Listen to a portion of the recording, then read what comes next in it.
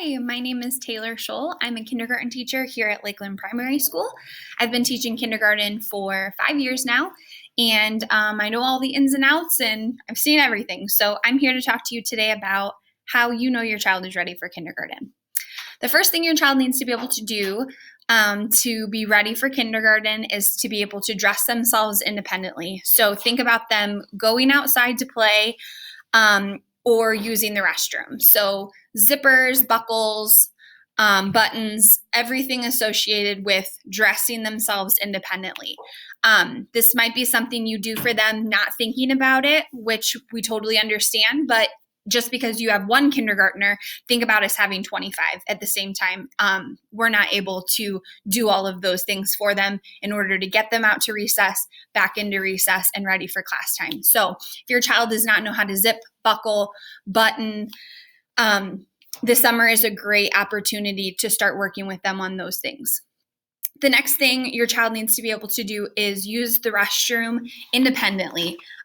Boy specific, your child needs to be able to use a urinal and do so without pulling their pants all the way down to their ankles. So what we recommend is that you take them to a public restroom so that they can practice these things over the summer before they come to kindergarten. The next thing is a big thing here in kindergarten: Velcro shoes. If your child does not know how to independently tie their shoes, they need to come in Velcro shoes. We recommend getting them lots and lots of pairs of Velcro shoes in every shape, style, whatever, because if they are not able to tie their shoes, they're going to hear a lot to just tuck in their laces, because again, you have one child that you tie their shoes for them. Here in kindergarten, we have 25 and we cannot spend all day tying their shoes. So if they cannot independently tie their shoes, please send them in Velcro. That goes for their gym shoes too. Their gym shoes need to be Velcro as well. The next thing that we are going to talk about is kind of a behavior thing. Your child needs to be able to follow 1 to 2 step verbal directions the very first time they are given. No questions asked. That is just something that they're going to have to do. Again, there's 25 of them here in our classroom, and if they're not able to listen to an adult and follow 1 to 2 step verbal directions, that becomes a huge issue. So if your child is not doing that right now, again, that's something you most definitely need to work with them on this summer. They need to be able to write their name independently, focus on the first name first. They need a capital first letter and the rest are lowercase. It needs to be correct from left to right. And you need to be able to, it needs to be legible. They need to be able to read their name, recognize their name, and write it as well. When they come to kindergarten, that's how they're going to find their belongings. That's how they're going to find their seat. And that's how they're going to mark their work. So it's pretty self-explanatory. They need to be able to read and recognize and write their name. Don't worry about their last name. That kind of comes later.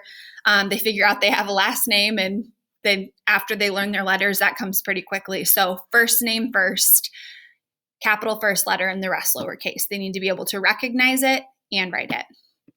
And the last thing is that they need to have a sense of just understanding and respecting that a teacher is an adult and the teacher is in charge.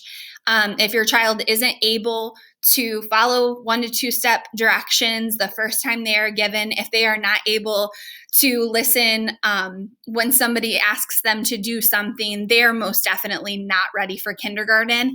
And that becomes a huge issue when they're in a classroom setting. So we ask that your child starts with respecting you first and foremost, but they also have a very deep sense that their teacher is in charge and they need to listen to what their teacher has to say and things that we ask them to do here at kindergarten. Thank you for watching this video, and I hope you have a better sense of what your child needs to be able to do before they start kindergarten. Thank you.